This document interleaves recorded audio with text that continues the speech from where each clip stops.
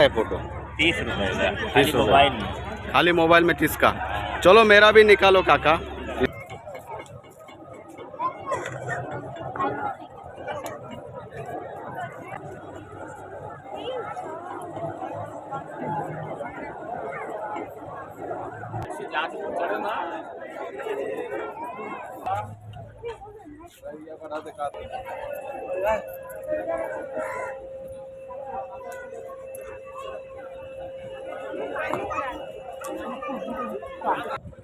Finally मित्रांनो मी अलिबागचं ticket घेतलेलं आहे।